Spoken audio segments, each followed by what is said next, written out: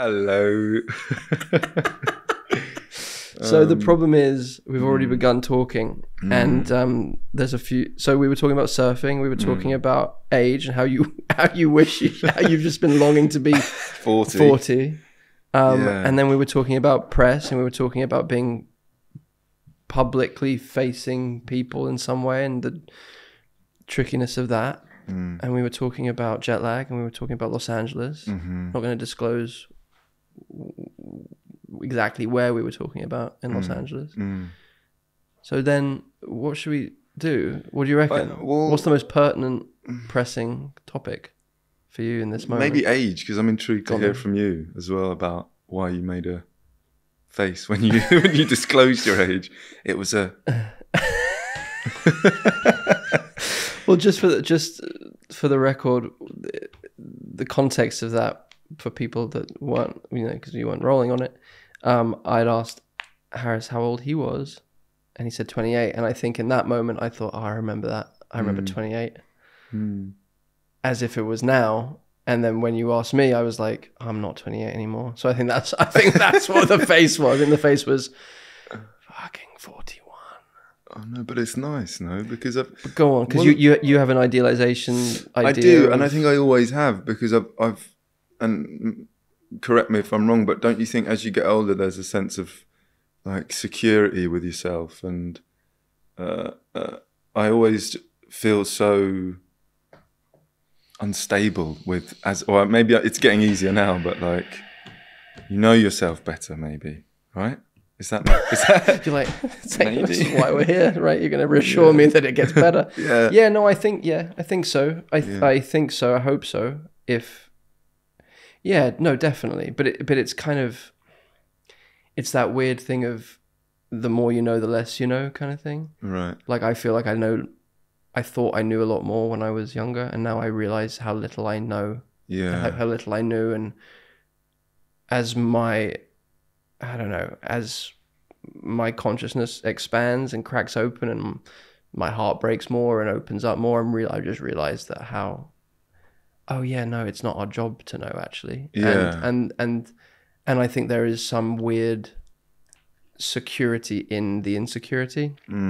It's you just kind of, I kind of have had to figure out how to stand still within the uncertainty of life.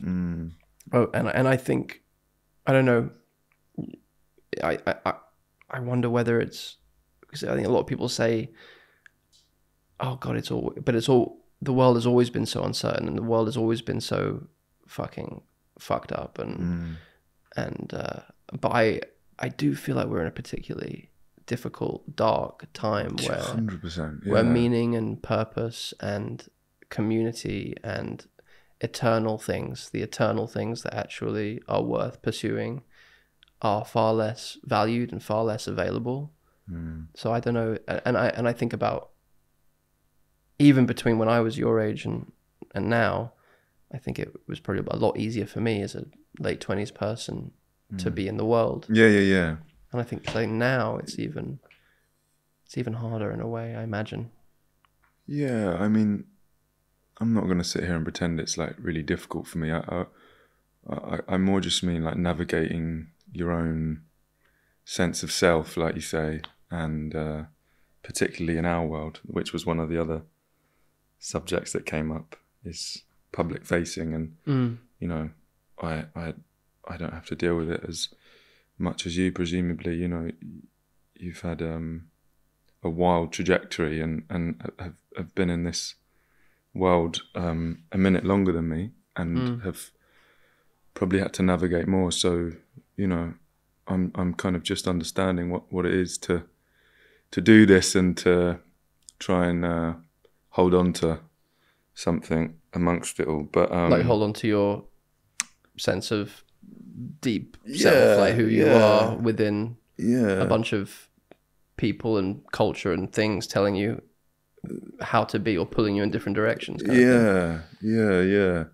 But then I also think about the age thing, and I'm like, okay, well, each year that goes by, I'm understanding, even on a very basic level, my own behavior, or my own triggers, or my own, insecurities or whatever, and in turn it becomes easier to deal with those, and that changes the way you move through the world, I think. And so yeah, there's always been this weird like, oh, I can't wait till I'm 21, can't wait till I'm 30, can't wait till I'm 40. But it's not because I'm like wishing away your life. My life. It's more like oh yeah, maybe then I'll be like I'll be in a really like settled place, and I'll be chilling. Oh, I get it. It's like trying to get to a place where you can really smell the roses kind of thing, and enjoy moving, and like not be consumed by things that you know. Not be in my head, and just be like really present with, and not missing out on. So why not just do that now? I know. I'm working on it, Andrew. I'm working. No, I know, but it's not easy. It's not. When I was 20, I responded to my first brush with being a person that suddenly had a face that people thought they knew. I remember I was talking about this with someone yesterday.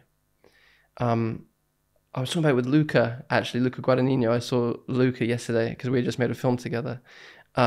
And we were talking about how to navigate becoming, because he obviously works with lots of young actors as well, who, he's seen lots of different versions of that. Of course. And like, I think, I was like, you know what, with all the Spider-Man stuff, I kind of had this allergic response. I was like, I know I'm not ready for this in a way.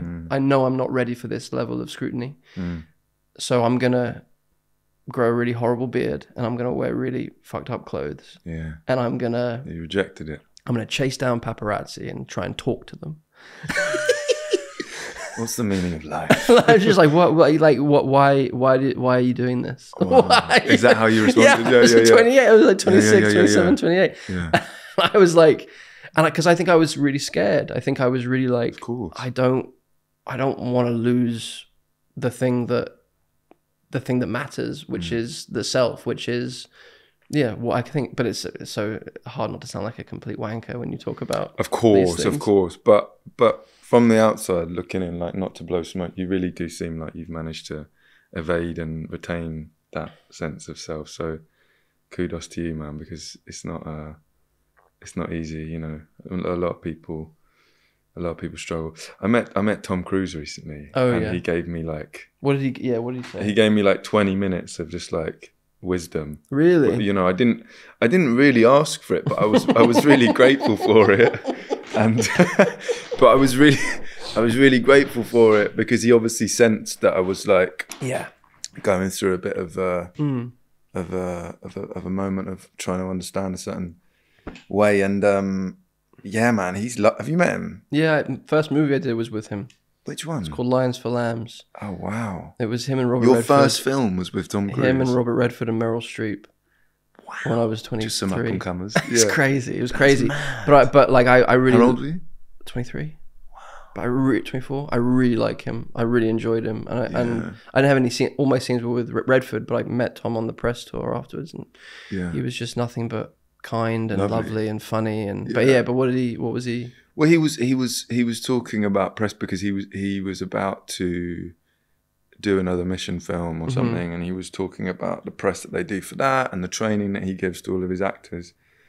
And he was just trying to say about like retaining a sense of control over certain situations and having fun and being concise with messaging. But also, I'm bad at that because I just like to have a normal chat. Mate. I just want to have a normal conversation. So I'm like, I'm the worst for it, I'll just go on and I'm like, well, let's just have a real chat. And then they're like, we've got 5 minutes. You better give me some amazing sound bites and be on with your day. Like, and also if you get, can I tell you, okay. Yeah. I had a therapist that told me had this conversation with, and he was like, here's the thing, like, because I absolutely come from the same school of thought as you. I'm just like, well, what are we doing if we're not actually having a real conversation? Two human beings, and if I can offer something that... I remember being a young person and looking at like magazine profiles of actors or musicians or artists or whatever, and being like so hungry for someone to say something that made me feel seen, made me feel like... And I think about that every time I go and do anything. But I learned the hard way that I'm sure you're learning as well, which is like, oh no, like there's only so much space. Yeah. Like emotion wise, consciousness wise, in the current culture, in like how media is consumed. Yeah. So if we give our full selves, we're gonna be fucking.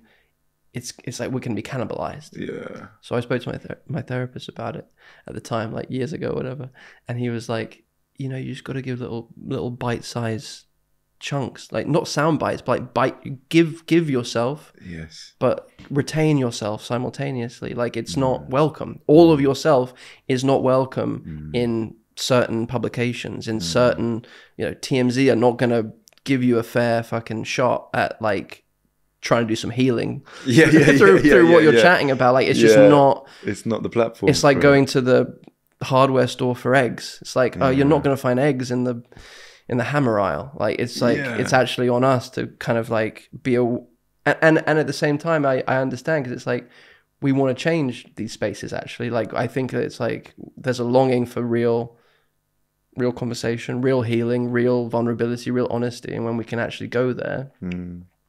You can feel the effect. But like we'll do this, and then like some other publication will take a little piece and be like, Andrew Garfield's losing his mind in therapy. It's like, but so what did Tom say? His whole thing is like, look, there's messaging, there's the fun element, and then there's the relaxation of it. And I think that's what I've taken away is the relaxation of it. The relaxation of it. Sorry, like to enable yourself to just relax and understand that it isn't like, because essentially it's not.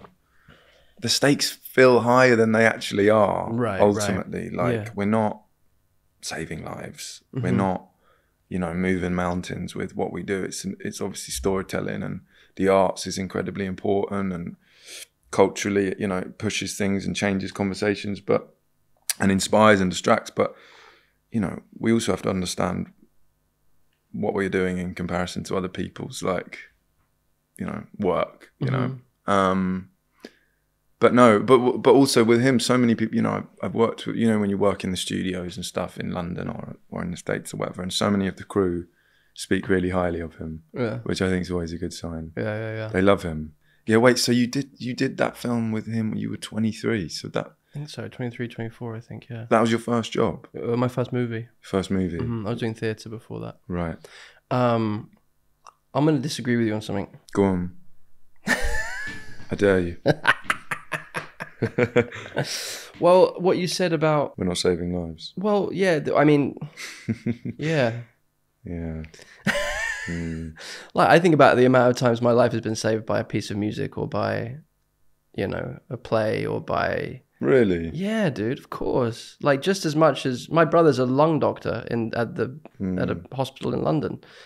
And, that's not. That's not this. What we're doing right now, and what he's doing right now. Arguably is. But like, and we're in murky water, Andrew. But that's what we want to be. That's where we want to be, swimming around in the dirt. But me and him talk about this a lot, because I think for a long time I thought, I agree with you to a degree, but at the same time I'm like, look at what happens when a government cuts arts funding for young people, for like, it's the culture gets sick. It gets even sicker than it already is. Yeah. And like, I mean that, like sick, like soul sick. Yeah. And of course we don't literally physically save lives, but I've definitely had like dark times in my life, especially when I was a teenager or like early 20s or whatever. And like, I remember like going through my first breakup, my first like really big heartbreak. And I went and saw David O. Russell's I Heart Huckabees. I've never seen that. Okay, well. I've never seen it, yeah. Well, now I'll get But it's one of those films that, you wouldn't expect was gonna like stitch up a broken heart. But without that film, I may not have gotten, I really don't know. And like, so I at the same time, I'm with you. I suppose what about it made you What The about film? it? Yeah. What was it that, or just as an experience? Why did I want you to see it. I want you to watch the Okay. film because it's so like it's existential. It's philosophical. It's very funny. It's absurd. It made me realize that I was being an indulgent fuck basically, Right. and that everyone goes through the same experience. Okay, so it was a collective kind of Yeah, like yeah, it was yeah. like tying me to something universal, which is Yeah. you know, heartbreak is what the cost of being alive. Like Yeah. it's one of the costs. But in terms of like, and I hear you with like just the, I guess like the acts, like how do we get to a place of really relaxing with what we're doing here, and while making sure we honor what's sacred about it, and like, I guess it's not taking ourselves as seriously as the work is quite. I'm going to talk about Babygirl. Is that all right? Oh, sure. Yeah, Sorry, we say that. nowhere. Yeah. So we haven't talked about it. Yeah. And I absolutely love it.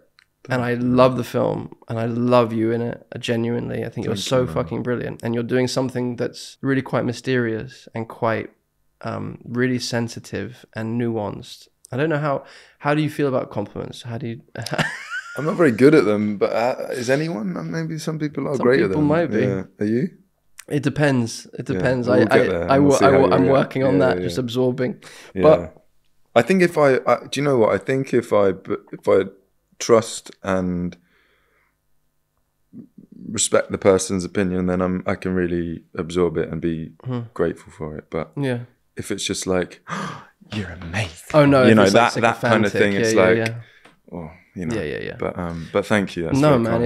it's really like properly beautiful, tender, vulnerable, powerful, funny work. And like, I watched that film and I'm like, this is important. This is an important film. It feels like an important film to me. It feels like a film about liberation. Yeah, a film about self-ownership. Yeah. A film about the integration of the parts of us that we've shamed or have been shamed by the culture.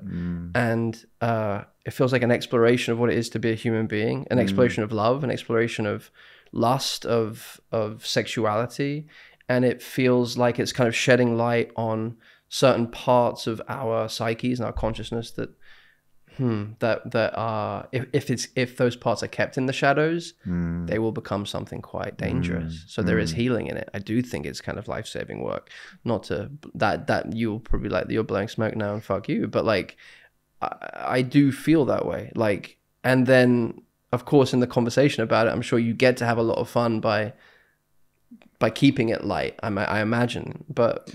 Yeah, I guess like on the surface it could look anything other than deep and profound, like all the things you say. But I believe those things too. I think Helena's done such a beautiful job with it, and it is about liberation, like you say, and it is so much about what happens if you don't allow yourself to be liberated properly. Right. And it's like essentially two people finding solace in their own sort of insecurity as well, and figuring out how to wounded bits and how to play with that and how to get through that together. But it's scary doing that kind of material, man, don't you think? Yeah, like, dude. No, I was watching that, I was like, yeah, that's real. It's like and when you said that, it made me think about how some of my favorite moments were, and I think you even say it at one point to her. It's like, no, we're like two kids playing. Yeah. Like I remember that. It's like, oh fuck, man. That's like, because it, and like the kind of like you guys trying not to laugh at the beginning of like entering like the playpen. Yeah. And it's like it is like two kids playing, and it's like two kids going down into their own woundedness and trying to figure out making it beautiful or making it like okay, or it's like taking the shame and like turning it into like something that is actually like allowed and healing through that. Yeah, which also allowed me to show the embarrassment of performance as well, which is like, because it's about performance in a way. It's about, you know, performative sex, it's about performative role play, it's about you know, desire and how we succumb to someone else's desire and wishes and all of that. And so there's parts of it where he's embarrassed and so am I. you know, and that is helpful because you can live in your embarrassment, and and it's embarrassing to act in front of people. It's embarrassing it's awful. I'll put it back onto you because I want to talk about your film as well, which broke me and my partner when we watched it. It was really moving, and you and Florence just done such beautiful work in that, and it blew us away, honestly. But so much of that was about vulnerability and about tragedy, but also levity. And I don't know how you managed to navigate the dance between the two, but you did it so well. And maybe that was your director too. But you guys really, because it's hard with a film that starts out already knowing the sort of end trauma, I guess, or the end result. And you guys managed to really weave in this beautiful like playfulness as well. Thanks, man. And genuine love and genuine like fun with each other despite the darkness. So how did you do that? And do you find that embarrassing to be so vulnerable? But same as you, like one of us will answer a question at some point, but I felt the same with you and Nicole. Like I felt like you guys would create, like the love was so palpable between you both. Like when she's like, I don't want you to be, you're mine. I don't want you to be with anyone else but me. Like it was so full of desire and I don't know, and genuine love. And at the end, when you're with Antonio Banderas and you're just kind of head to head, like you were in the club with whatever the guy was you were dancing in that nightclub scene. It was like so many wonderful like anyway, I'll try and answer your question. I don't know, I feel like I read it and I was like, it's really well written, and now it's dependent on if the two people in it get along really, and if they want to work in a similar way, and if they can kind of like match each other's courage. I mean, I knew Florence was really talented. Do you know Florence? Yeah, a little bit. Yeah. You hadn't worked with her, just met her. Yeah. I hadn't met her either. Oh, you hadn't met her? Wow. I had just seen her work. I just seen Lady Macbeth, Midsommar, and Little Women, and all the rest. And I thought, she's brilliant, but you just don't know. And then we had like a Zoom call, and that was that. And then we just discovered that we did want the same things. We wanted to travel as deeply as possible, and we wanted to have as much fun as possible. And she's very confident in her own skin in a lot of ways, and very, I don't know, good in her body and her feeling and I think like, but this would have been the same with any actor I was working with, like, but my only intention was like create a space where she feels really safe, and that, and I hope that she helps create a space. Well, I've got to create a space for myself to feel safe first and foremost. I can't depend on anyone else doing that, because I'm sure you've been on jobs where you don't feel safe to offer your full self, and then you've got to figure out a way of still delivering and like soothing the nervous system enough to be able to go. It might not be received or held or contained in a way that is soothing the nervous system. I like that. It's a good dad, because it really is like, it's not, even if you try and be quote unquote fine, right, or act normal, there's something scientific going on. It's like pre-verbal. It's like some pre-verbal like biological response, or maybe even epigenetic. Who the fuck knows? If you're uncomfortable or stressed or whatever, it's anxious, and I think like a director and fellow actors and whoever is running the show, you want to create an environment where everyone has the potential to feel really safe, and everyone has the potential there and to play really like kids. And I think, I don't know, for me, I think one of the reasons why I love doing what we do is it's a kind of opportunity to go back into that very pure space and offer something very creatively pure from that purity of playing as children, really. And again, it's what is so evident in what you and Nicole created and what your director created as well.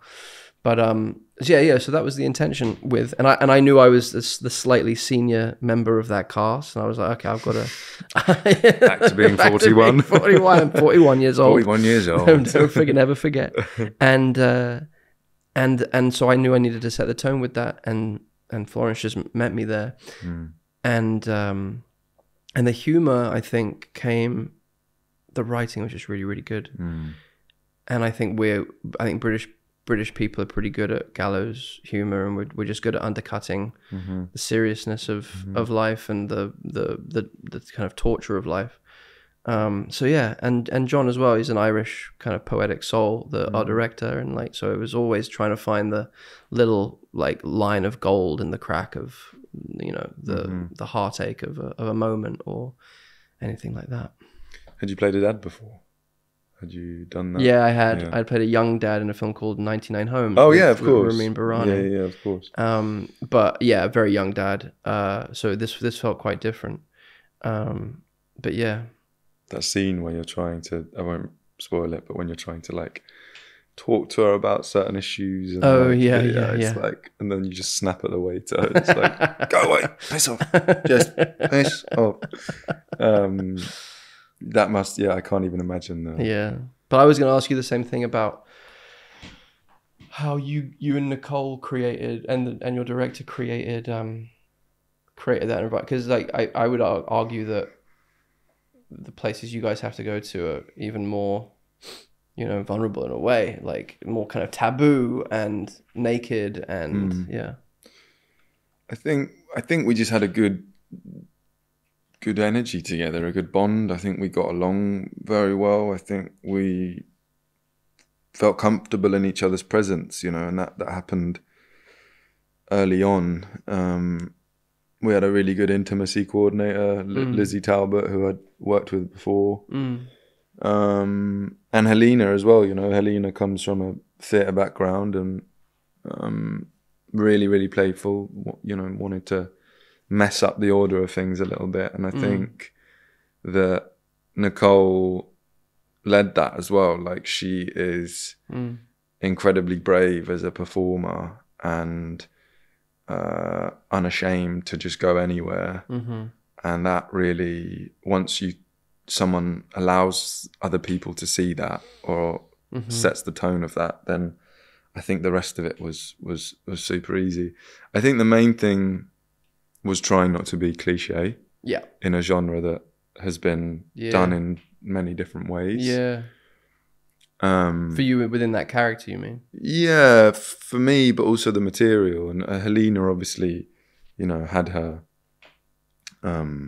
writing in place, and the script was beautiful and nuanced, but you still have a common understanding or a short circuit to how some things should be done or said, and you have to constantly think about what it is to break those things, because even if you're thinking differently or exploring new terrain, you still have the archetypical landscape in your mind, I feel. Or I do, at least. Even from, you know, from everything we've been taught about sex and, you know, domination and relationships. So I think it was just that, and talking about it and trying to, you know, navigate that in a way that felt new. But yeah, I find that stuff really, really vulnerable. Like, which just being like tapping into something genuine and like loving. I find really, like, I get really anxious about it. Like, I come away from it feeling like almost like a panic attack level of like.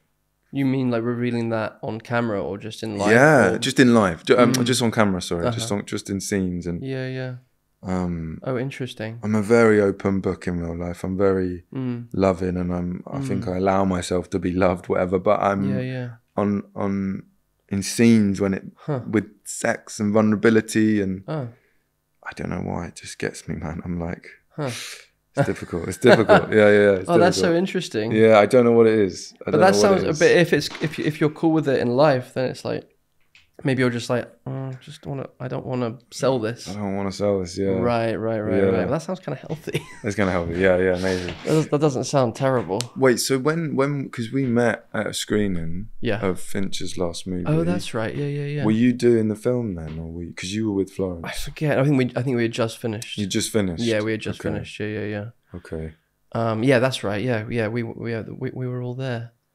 You stay in touch with him then, obviously. David? Yeah. Yeah. Yeah. Yeah, I love him. He's brilliant. He's really, really brilliant.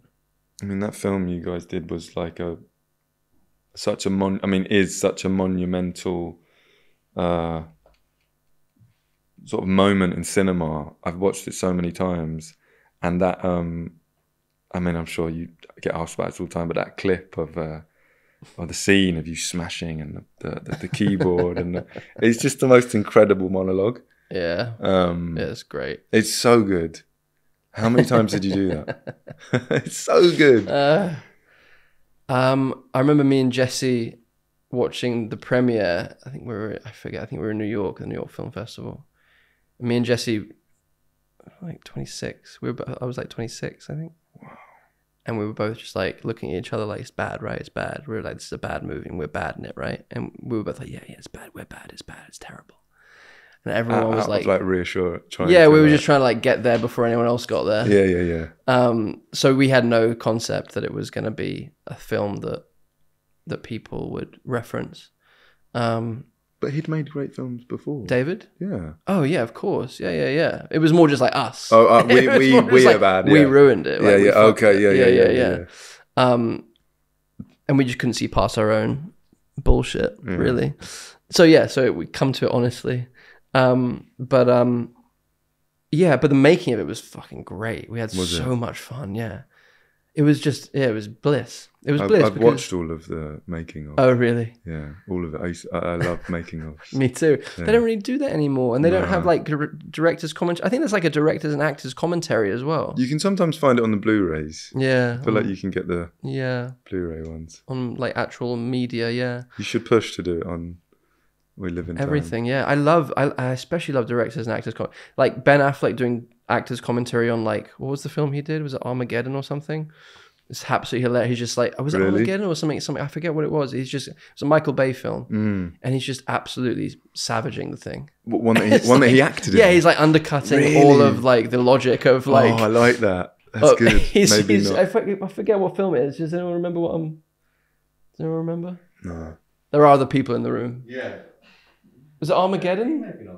I think it was. Yeah, I think it was Armageddon. But it's so fucking funny. And he's just like, yeah, we need miners to go to space. And like, yeah, only miners can figure out how to fucking figure this out. Like whatever it was. That's great. And it is really, really funny. So yeah, bring back directors and actors commentary is the vote. Scorsese's done a lot, hasn't he? He always commentaries. Yeah.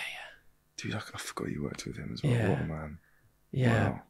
But with David on that day, we did a lot. I forget the amount of takes we did on that particular setup, but he was very cool because he was like, he started on my coverage. Really? Yeah, he was like, Andrew's gonna get tired, so like he's gonna lose his voice and blah blah blah.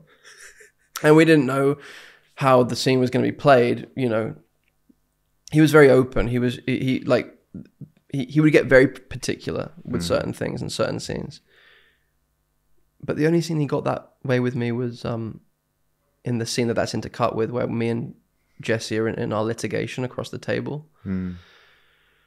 And when he was like, when they're asking you how much were your shares diluted, how much were theirs, how much the blah blah blah, he was like, I don't want you to blink, and I just want you to stay really still. I just want you to stare Jesse in the eye and just like be completely fucking like piercing, like I want no acting, I want no nothing. I just want you to be fucking like simple in there, be very, very still. But otherwise he would kind of let me freeform a bit, and that he was just waiting to see how I wanted to play it. Oh no, I tell a lie. I had like on the walk up from realizing what happened to like looking outside and seeing him and like walking, he was like, I have a track set up, we're tracking you, and I was like, but I might want to stop here and stop there. He's like, no, you're not stopping. Okay. You're just on the fucking move. Okay, you're the freight train has left the station. I'm like, okay, I'm gonna trust that. Okay. He was like, the track is, I promise you, this shot is gonna be. Yeah, the track is it. Don't fuck with the track. I love it. Yeah. I thought about go here. Actually. It's like, oh yeah, you want me to build a track that goes like a figure eight around the no. not the track is, and also trust me, like I'm taking care of you. It's Yeah. gonna take you like a fucking spear. You're a fucking spear right now. And like even when Justin says he's wired in, I wanted to be like, I'm sorry. I wanted to stop and say in rehearsals I would be like, huh, what's that? And Dave was like, no, you don't stop. You don't stop. You don't even like look at him. You're heading to that fucking laptop and you're gonna destroy that fucking laptop. That's it. That's what you can think about. And it was just like, you know, a director like that where you get to surrender. Like, yeah. It's the best, right? I'll trust all, yeah. Well, it is a little bit like that Dom sub kind of dynamic. It's like, I think at best, working with a director where you can just completely give yourself over. Yeah, it's the dream. And access your power, access your vulnerability, access, you know, and know that you're somehow protected. Like, but it felt like you guys must have had to have that on this film. Yeah. I mean, I'm always a little. I have trust problems with directors. Yeah. I'll say that. You know, I don't mind saying that. And you know, me and Helena have spoken about it a lot since. And it's normally just to do with like what you say, like, oh, you're going to take care of me. You know, am I in like good hands with you? Yeah, exactly. Because the worst fear is like, you know, your thing running away from you. You know, I'm probably a bit of a control freak, and I'm the same in that way. So it's taken a while to like understand how to do that. But yeah, Helena's she's an actor as well. You know, right. She was part of Ivor Van Hove's theatre company for years. Right, of course, yeah. You know, so I think that changed it, and that gave a different dynamic. Yeah, for sure. But yeah, sometimes it's not there, even with actors, right? Sometimes you do something and you don't feel. No, of course. You don't feel the safety, and you're like, oh God, like awful. What's going to happen now? You know? Yeah, like, no, it's really, really awful. That's good. And it's like, there's no worse feeling. It's like you really do feel like you're naked in a way that is not safe and not like being held and protected. Yeah. But did you feel that on Ruben? Like, how did you feel with Ruben on Triangle of Sadness? Ruben's the same. I think Ruben knows exactly what he wants, similar to maybe what it sounds like with David Fincher, but he does a lot of takes and he has a really strong idea of how things should go, but he's really open. And, you know, I think when you love someone's work that much and you've seen them prove it over and over and over, you can just surrender to it, I think. And that's like so much easier when you can step into an environment and it's like, you know, it's kind of predetermined in a way. As long as you show up and you do your work and you allow yourself to be directed in the right way, then hopefully it all goes to plan. But I really liked doing a lot of takes. I don't know how you felt about it. I loved it. I love it. Yeah, I did. I really, really loved it. I think particularly with someone like Ruben or David, you're like, okay, there's method to this madness. It's not just like you don't know what the fuck you're doing. Yeah, it's like I trust. Well, I remember like we were shooting. There's a scene where I arrive in Palo Alto like covered in rain. Yeah, and like Justin Timberlake's in the house, or like Sean Parker's in the house that I'm renting for Mark. And I'm like, what the fuck is going on? They forgot to pick me up from the airport. This is fuck. Like, it was a big like confrontation scene between me and Justin. Yeah. And we shot it over the course of a couple of days. And I remember on my coverage, we got to like take 19 or 20, something like that. And I remember like just like taking a little break and walking around the outside of the set. And I overheard David say to his videographer guy, like, who was like dealing with all the digital takes or whatever, he was like, okay, first print, take 19, please delete takes 1 through 18. Like, what? I was like, delete? There's got to be something. There's got to be like something that's like watchable within takes 1 to 18. It was brutal. It was delete? Like, yeah, delete, gone, what? Dead. No, gone. Surely that was performative. No, I don't think so. Surely not. Maybe he is that smart where he was just probably trying to fuck with me. But I don't think so. I don't think so. I think he's just like legit knows what feels right to him. He knows it's like, everything in that take was better than the previous ones. So more often than not, you found that the later takes were the ones he used, or I don't know. I'm not sure, but I just kind of like, I don't know, nothing better than going home and being like, why? At least I'm not worrying about having done the scene in a different way. Or whatever. I put everything on the table. Yeah, exactly. Like left it all on the field. Yeah. And the same with the smashing of the laptop. I think we did like 20, 25 takes of that. but my God, what bliss. Yeah. Like, it's just like, and the writing is, you know, it's the best.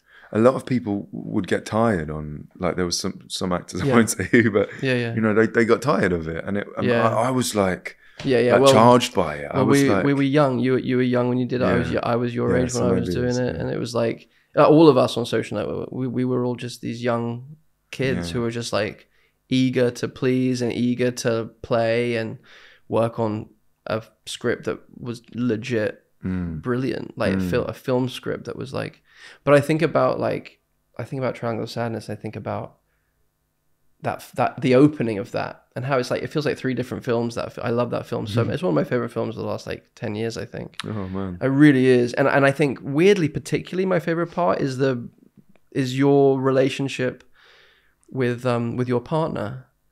Yaya, or the at the beginning. Abigail. At the beginning, okay, yeah, and like and how like it felt like too real. It felt like the conversation about the check at dinner at the beginning. It was just like too fucking. It was just like, and seeing you processing, going, oh no, you're gaslighting me. You know exactly what you're doing, and now I'm doubting that you did the thing that. Yeah. I'm pretty sure you did. You're making me go mad. Am I mad, or are you making me mad? Or like, and I'm also like revealed as cheap, and I don't make as much fucking money as you, but also like it's like shame on top of shame on top of rage on top of shame on top of rage on top of just like wanting honesty and truth, and just like, can we just like be together? Like, it was so well studied. Like you like stopping the elevator. It just felt like I'd had that conversation like multiple times in multiple relationships. I mean, so many people have said that. It's so fucking good, man. It's so good. It's too real. Yeah. It's too reflective. Yeah. Have you met Ruben? Did you meet him? No, I haven't. No. He's a really fun. He used to make ski videos. Oh. And I think and I come from like skateboarding a little bit, so I understand the level of like doing it until you get the trick. No, I stopped a couple of years ago. Good, it's probably for the best, mate. Mate, I was breaking bones. Yeah. It was like, what have you broken? Wrist, ankle, you know, like dislocated things. I broke left wrist when I was like 15. Did you? Yeah. That's why I started surfing. So you surf as well? I surf now. Yeah. Have you broken anything surfing yet? My toe. Okay, my toe. That's the worst, actually. But it's because I was like Malibu, man. Malibu First Point, mental, like it's like a car longboarders and paddle boarders. Insane. I broke 2 ribs last year. Surfing? Yeah, that was my first. See, it's not any safer, really. It is a bit safer. Water is a little softer, but the reef and other people, and like, How long have you been surfing for? I did it a little bit when I was younger in Cornwall. That was kind of where I learned. Like longboarding or just like soft top, and then I got my own one, and then I started going to America for work and stuff, and doing it there a bit, and then a friend of mine moved to Cornwall, and I just used to go and visit him whenever I was off and try and get some time in. And now I kind of like try and semi-build my holidays around it. Me too. If my girlfriend will let me, but she... it's the perpetual surfer's struggle. Yeah. Because it's addiction. It's an addiction. It's an addiction, Because I haven't surfed in so long, though. I was literally just in Los Angeles for press for this, and there was a awfulness of the hurricane in America right now. But there was a swell from the hurricane that came to LA, right? And it was like 3 days that the summer has been really flat in LA, and there was 3 days that happened to coincide with me being there, and it was like beautiful, amazing waves every day, south swell, and it was it was perfect. It was perfect, yeah. Well, like nice fun size or like intimidating? Like head height, so like kind of fun and a little bit like on the edge for me because I had 3 to 5 or something, like 4, 5, 6. Yeah, 3, 4, 5. Yeah. Anything beyond that, I'm getting scared of. Yeah, for sure. I'm like, I went to the Philippines and they were like, oh really? Yeah, fun but scary. I'll get scared. I'm not. Yeah, no, I need people out. Again, I need like a director out there. I need like Helena out. I need like Fincher out there with me, just being like, the track is set. I've got you. Yeah. Just going. Like, yeah. But also, I don't want to break any more bones. Really, I'd rather not. Yeah. Why did you start surfing, or how did you start? Because of skating. Because I stopped skating. Yeah. Oh, did you used to like skate in the South Bank and like? Yeah. Did you ever like do anything down that set of 7? That was my first 7 set. That was my first semester. Did you? Was that your? I kickflipped it once. Did you? That was my biggest moment Swear when I was like down, that's 16, amazing. 15 or something. Man. Yeah, those were the days. Those were the best days. Yeah. I used to love and we would have to sneak up because me and my friends were from a little town in Surrey, and we would have to tell our parents we're just going to go to Guildford or we're just going to go to Kingston. Why they didn't want you to go to London? Yeah, I don't know. There was my dad didn't want me to go to London because he was just a fearmonger. He was just like, you're gonna get murdered in London. You're gonna join a gang. And also I work and you're gonna join a gang and you're gonna die from heroin overdose. Yeah. It's just inevitable. Especially skateboarding. Skaters. Sees that skateboard, he knows what's coming. Yeah. And he used to work in London, so he was like, I'll see you. If you sneak up, I'll see you. And I'm like, fuck, my dad's going to see me if I go to London. It's like, I didn't realize that London wasn't just a high street. There was like one high street. Like, fuck, guys, I can't go because my dad works there. So I just can't go. Oh, he put the fear in you. Oh, yeah, he was good at that. Yeah. But it gave me a lot to kind of like wriggle out of as well. But you did used to go. Yeah. You used to sneak. Of course, man. I'm not fucking, like, do you know what I mean? Like, I don't know. I got nothing square. I do what I want. But it's the same. I do what I want, terrified. Yeah. But also like with surfing, because I used to be a swimmer. My dad's a swimming coach. Yeah. Oh, really? So I grew up swimming, which... Was he your swimming coach? Yeah, it was awful. Wow. It's awful. That's intense, man. Yeah, it was really intense, dude. It was brutal. Yeah. So I stopped swimming. No wonder you're an actor. And then my brother's a doctor. I'm fucked, man. Yeah. It's like, do you have any siblings? I do. I'm one of 4. Yeah. Oh wow, where are you? Like, are you like second youngest? I'm the youngest. You're the youngest. I'm the youngest, okay. Yeah. But carry on. No. But anyway, I think swimming turned into surfing. I just wanted to make whatever that skill set was pleasurable because it wasn't pleasurable when I was just a swimmer. Of course. Did you do it in the UK or did you? Yeah. I was raised here. Yeah. And then London must have felt like a pretty. I mean, you obviously grew up coming here, but in that sense, was it like, oh, we're going down to London? Was there like an element of? Because I had 17. That. I was in the suburbs, kind of. Right. So I still had an element of, I'm going into the the big thing that's like got it all, and I can like have it all there. You know, there's an element of it. I moved up when I was 17 to study acting at Central School, Speech and Drama in Swiss Cottage, Northwest London. Before then, I was just kind of stuck at school. I was just like, I don't really know why I'm alive. Actually, I was like, once I stopped skating and once like all my mates started going to the pub because they looked 5 years older than me. Yeah. And I was like, oh, you looked young too. I looked young, and I was like, me too. Yeah, I was just like at home, like fingerboarding. Yeah, tech decks. I was just like tech decking. Oh just man, like, fuck. And I couldn't get into the pub. I couldn't get like a fake ID that worked because I just looked like some kind of amoeba. I was just like a little. What's amoeba? Like a pre. Oh yeah. Like a single cell organism. I just looked like a child. Amoeba. Yeah. And so to be honest, acting did kind of save me in a way. Like art did and acting did. And then it kind of got me out of a kind of rut that I could have been in, I think. When I was a kid, because it's a bit like the Truman Show when it's like, I know there's something else, but I have no idea what it is. I know there's probably a door in this sky. I just don't know how to access it. But I knew that if I didn't access it, I was going to be in trouble with myself. You see that with people that, well, even myself, when you're like looking how important it is to be a part of a tribe. Yeah. Or you're looking for your tribe. For sure. And like, as a kid, or kids should explore so many different things. That's like. But for you, it was skating and then. Yeah, like I probably thought I was going to be a pro skateboarder at one point. I was nowhere near good enough, but it was like, that's it. That's what's on the horizons, like get sponsored, make enough sponsor me videos, whack them on YouTube, and maybe Monster or Red Bull might give me a sponsorship. Just doing like a pop shove it. Yeah, like pop shove it, a little kickflip. It. And then do you know what?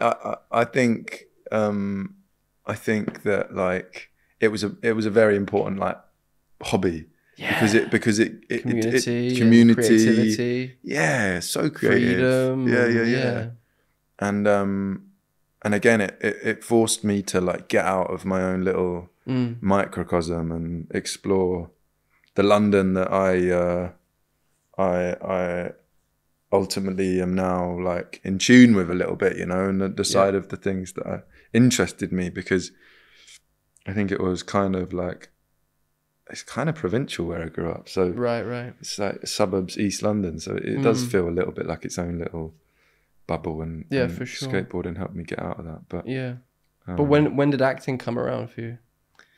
I was doing it at school, like For fun. just for fun, and then Was there any part of you that was like, I love this and I want to pursue it, or was it just No, not really. meet chicks kind of thing? I think I was making videos a lot. I had this web series, like a sketch show that I was really? doing. Yeah, that was like what I thought I was gonna do. That's maybe cool. like and then I was You and mates? me and mates, but it was my thing that I sort of put together, and I'd rope other people into it. Oh, that's and awesome. When you were how old? I probably started doing it when I was like 11 or 12. Oh, that's sick. I was young, and they you were had the they were calling. really You bad. had like early like Yeah. What kind of videos? Can we see these? No, I stupidly deleted them all. Probably, for the maybe best. not so stupid. Yeah, for the best. But they were. We started out doing like Ray Mears, Bear Grylls, like spoofs in the forest, and then we started doing like Harry Potter spoofs, and then we would do like a weekly sort of skits and put them on YouTube. And there was like 4 people at school that watched it, and they'd be like, hey, you got them up this week? And I'd be like, yeah, they're coming, man, they're coming. Ease off. Ease like, off, relax, man, come on.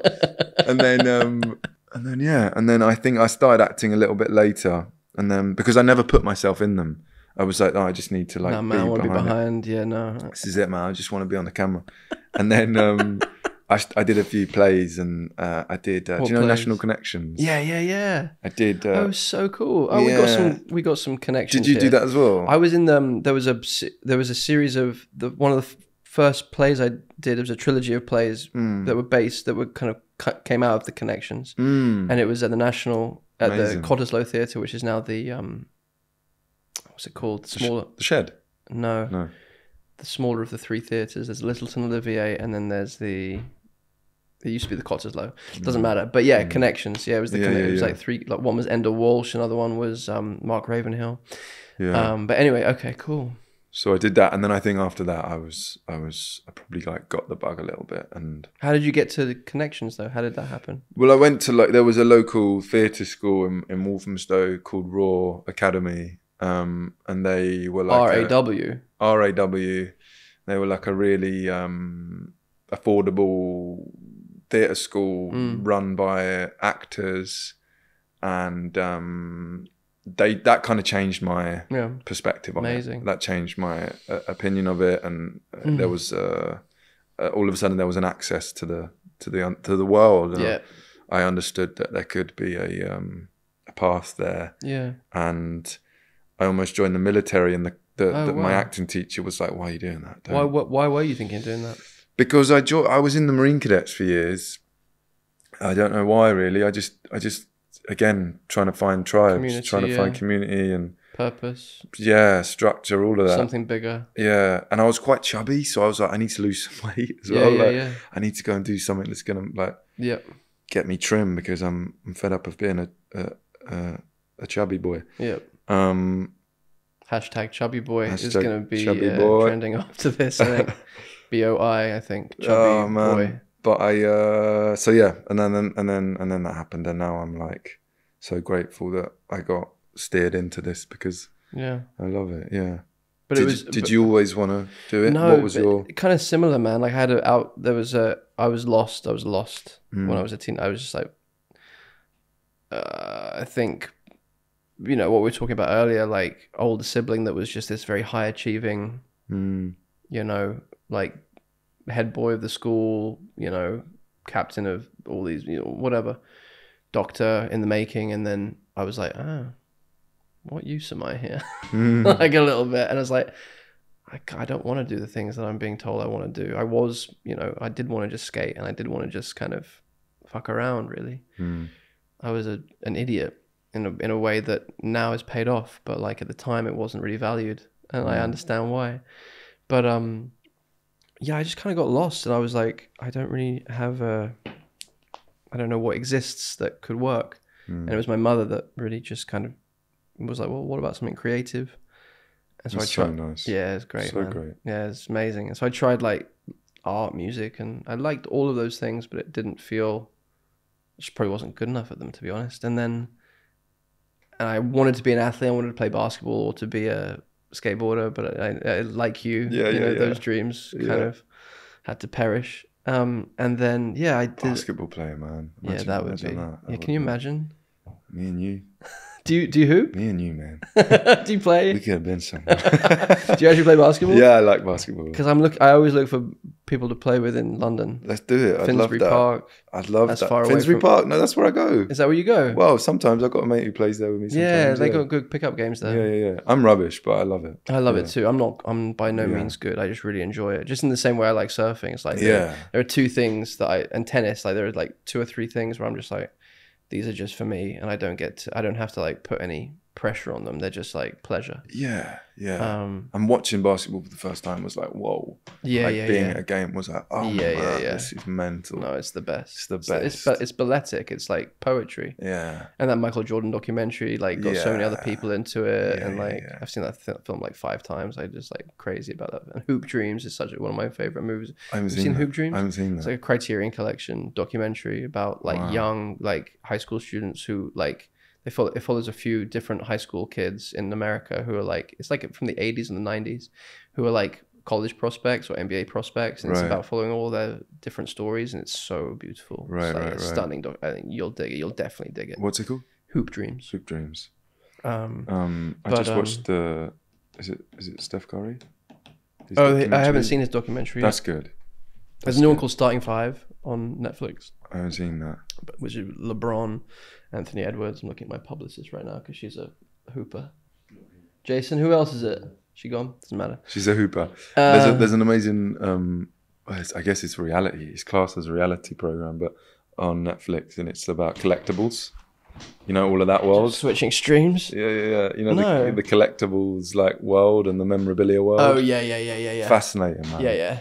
It's like cool. the some of the things, the value that's put on certain things. It's like baseball cards. Oh, there's like a for like $15 million or 50. Like, you know, they're one of them's like anyway from the 40s, but yeah. But thank God that your mum supported that, because so many people don't. Well, also I was thinking about like Raw, your outside of like, thank God for those fucking programs, like honestly, and thank God there was something nearby, the Epsom Playhouse for me. There was like a workshop outside of school when I was 15 that I was just like, oh, I really like this, actually. This feels really good. And then I had a teacher at school that was just that. I think we need you must have had a couple of mentors that were hey, I see you. Yeah. Chubby boy, you got something to give here. I see you, chubby boy. I see you, chubby boy. There goes chubby boy. So like, I think those moments are the most kind of vital ones. And I don't know, I don't know about you, I just want to now position myself to be able to give those moments to other people. Yeah. It feels really important. Yeah. Do you get people reaching out? Do you have anyone in your life that you've, because that's a nice thing to offer. That's a good like gift to be able to share the love of it. Is there anyone that's ever tried? I'm sure a lot of people try and reach out to you, but I'm always up for it. Yeah. I love it. I really, it makes me feel like I'll sometimes go back and do stuff at my old drama school. But yeah, otherwise I'm just like, if there's a genuine connection, if there's someone that's genuinely like, I don't know, feels called to our world, then I mean, like, what better than to help someone? Like, but even like this, or like, I don't know. Will you be my mentor? No, but like, but really, and likewise, it's a 2-way street. I think like that's the thing. It's like we mentor each other, and I need older people and I need younger people in my life. Like, nothing I like better than hanging out with, like, I have a really close friend, Nat Wolf. You know Nat? Yeah. He's like your age. He's like turning 30 this year, actually. Yeah. But I became friends with him on a gig, and we kind of mentor each other. Like he has stuff for me that I need and take inspiration from, and I have stuff for him that he needs and takes inspiration. And I don't think it happens as much as it maybe should, because I think we're kind of pitted against each other more often than place and community. And I love what you've been saying about tribe and community, and it's like that's.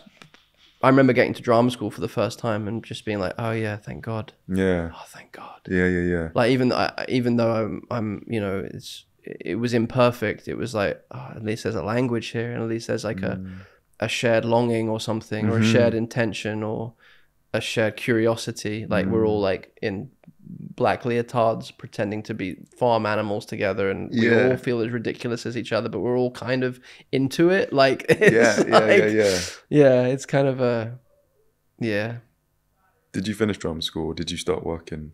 Or I finished, but I started doing my first two plays while I was still in third year. Yeah. I did a play called Kess, like the Ken Loach film. Do you ever see that Ken Loach film? No way. No way. It's kind of embarrassing. No, it's not. That's sick. It's one of my favourite films, man.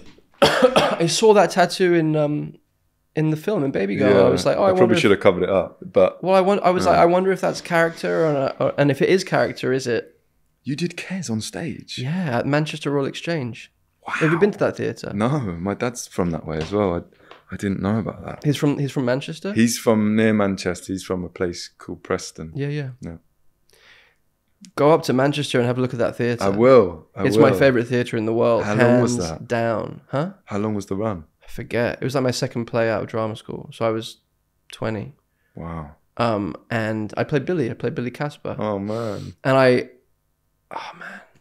you know, that's great. I love that you have that. It's not embarrassing. It's always beautiful, so tender. Who was I talking to about this? I was talking to another friend about this film and about why it's so important. And it kind of doesn't bear analysis. Like it's beyond analysis, but I think, I don't know, for me it was like, if I could reduce it, which is impossible, but it's like, I think we all feel exiled. We all feel somehow disenfranchised, deemed as useless, deemed as kind of, I don't know, like not necessary to, like, in fact, more so like a hassle, like ostracized. And there's something about that character finding tribe and finding belonging in wildness. Wildlife, yeah.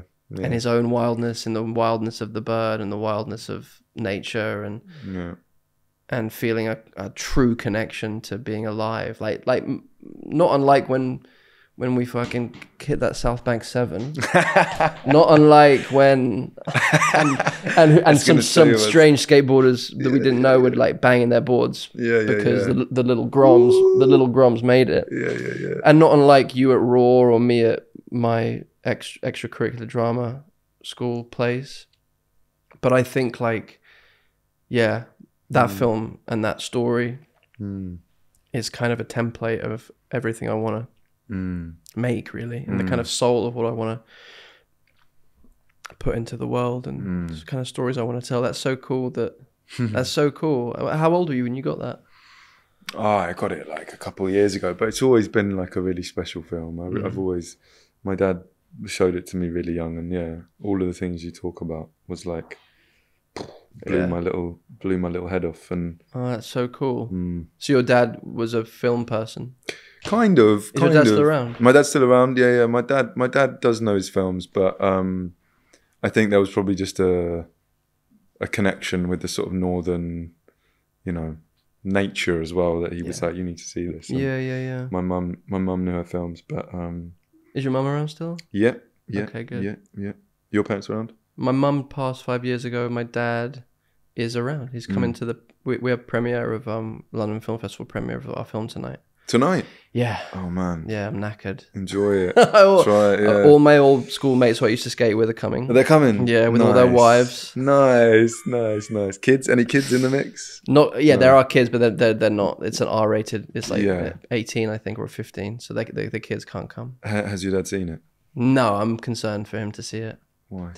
Well, because of what it's about, and because it's about a relationship, and a loss in a relationship, and he's obviously been through that in the last 5 years, and is still going through it in his own way. So I'm going to sit in and I'm going to watch it with him. I'm going to sit next to him and just kind of like be there. Yeah, I think it's like, sorry, going back to we're not saving lives, but like I don't know, to be able to create moments of healing potentially, to set up. Who knows? He might watch and be like, yeah, it's not your best work. Like, it's like a load of shit. It's absolutely possible, but it's also possible. Would he be honest with you? Oh yeah, but it's also possible that he might just get cracked open by it, and it might unlock some more grief, or it might unlock some more healing and more like remembrance or more.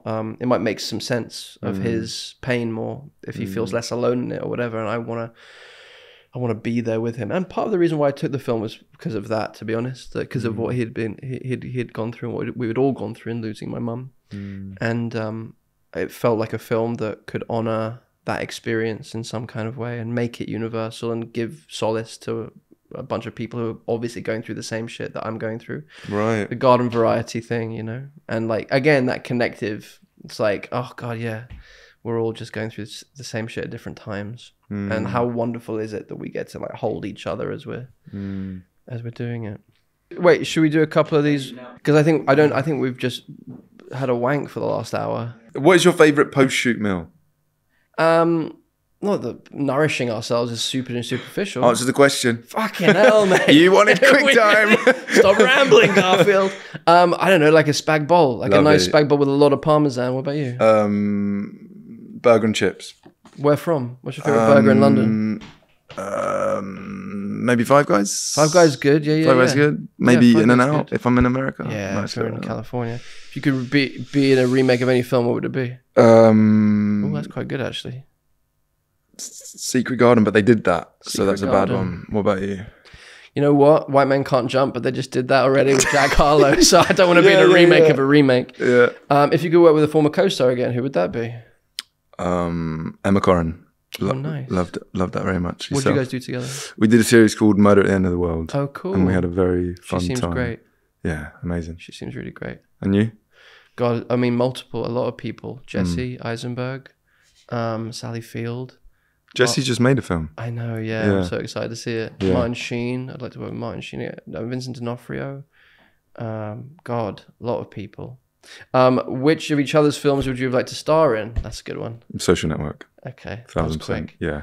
No hesitation. I would say and Spider-Man. You were my Spider-Man. Oh, thanks, dude. No so way. maybe Spider-Man. Thanks, man. Can I have two?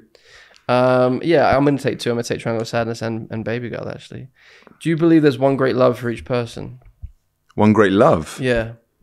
I don't think so. I don't think so. No, I think love is an unconditioned energy that is always around, and we either are tuned into it or not, and it can exist anywhere. Yeah, that's nice. I like that. Yeah. Yeah. Which one of your characters is most like you in real life? It's revealing. Yeah, let's not do that. That's revealing. What are you reading right now? Any book recommendations? I'm reading a book about the 60s. Cool. What about you? You don't want to talk more about that? No. Is it because you're making a film? Or something? And it's like, it's a yeah. No, forget it then. Self-help as well. Love self-help. Love self-help. What am I reading right now? Yeah, I can't say what I'm reading either because it's also to do with the project. Boring. I know, but wait, Kazuo Ishiguro's book, Clara and the Sun, I'm halfway through. I'm really loving that. Okay. You read multiple things at the same time? I do. I'm like ADD with that, I think, yeah. But it's bad. Like, I wish I could be like, I'm not a good reader. I'm a slow reader. Me too. Yeah. I like listening. Yeah. I'm listening to Mike Nichols' biography right now. It's really great. And I love Babygirl, man. I think Babygirl is so fucking brilliant. I love your film too. Thank you. I'm really excited for everyone to see it. Good luck tonight. Yeah, good luck with your flight. And you're going to LA, you're going to get some waves? Yeah, I'm going to try. Where are you going to go? Where do you surf? At First Point? First Point or maybe the Colony. I don't know. Nice. Maybe I'll go further up. I don't know. Let me know. We'll talk after the cameras are cut.